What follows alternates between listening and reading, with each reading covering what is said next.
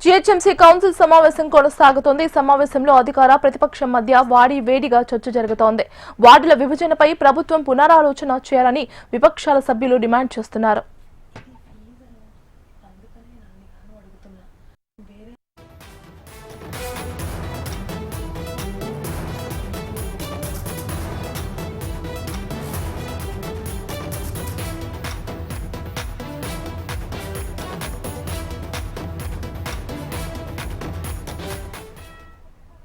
GHMC council సమావేశం కొనసాగుతుంది. ఈ సమావేశంలో అధికార ప్రతిపక్షం మధ్య వాడి వేడిగా చర్చ జరుగుతోంది. వార్డుల విభజనపై ప్రభుత్వం పునరాలోచన చేయాలని విపక్షాల సభ్యులు డిమాండ్ చేస్తున్నారు. ఇక ఇదే అంశానికి సంబంధించి మరింత సమాచారం అందించడానికి మా కరెస్పాండెంట్ ఆర్కే లైవ్ లో సిద్ధంగా ఉన్నారు. RK,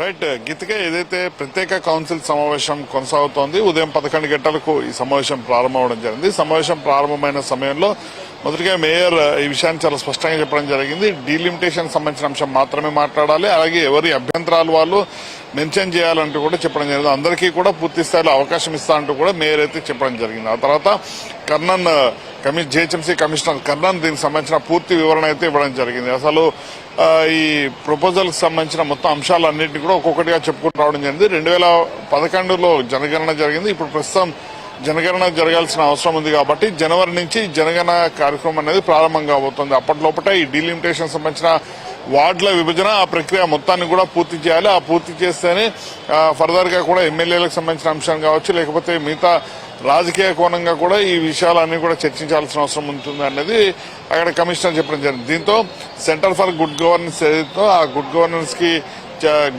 centre for good governance మొత్తం డిసెంబర్ 3వ తేదీన దీనికి సంబంధించిన మొత్తం వాళ్ళు సర్వే చేసి దానికి సంబంధించి మొత్తాన్ని కూడా ఇవ్వడం జరిగింది నివేదికని. ఆ నివేదికని ప్రభుత్వానికి ఇవ్వడం జరిగింది. ప్రభుత్వం దీనికి సంబంధించి కూడా డిసెంబర్ 9వ తేదీన ఏదైతే గెజెట్ విడుదల చేయడం జరిగింది. అనంతరం 10వ తేదీ నుంచి 16వ తేదీ వరకు కూడా అభ్యంతరాలు ఎవరికైతే ఉన్నాయో వాటన్నిటిపైన కూడా అభ్యంతరాలకు సంబంధించి కూడా ఇక్కడ వివరణ కోరే ప్రయత్నం చేశాము అనేది జీహెచ్ఎంసీ కమిషనర్ చెప్పడం జరిగింది. ఆ తర్వాత ఎక్స్-అఫీషియో సభ్యులు ఎవరైతే ఉన్నారో వాళ్ళు మాట్లాడడం ఒక్కొక్కరిగా కూడా మాట్లాడడం జరిగింది. ముందుగా తలసాని శ్రీనివాస్ యాదవ్ మాట్లాడుతూ కూడా ఏదైతే వార్డుల విభజన అనేది మంచి పరిణామమే, కాకపోతే ఇంత హడావుడిగా చేయాల్సిన అవసరం ఏముంది, అలాగే ఏదైతే రాజకీయ కోణం అంటే 2000 సెన్సస్ ను బేస్ చేసుకుని చెప్తున్నారో అది ఇంతవరకు సమంజసం. అలాగే సిజీజీ రిపోర్ట్ ఏదైతే సెంట్రల్ ఫర్ గుడ్ గవర్నెన్స్ ఇచ్చిన రిపోర్ట్ ఉందో ఆ రిపోర్ట్ ని ఏ బేస్ లో తీసుకుంటారు, అలాగే వార్డుల విభజనకు సంబంధించి ఒక ఓటింగ్ ప్రక్రియను పెట్టాలి. ఓటింగ్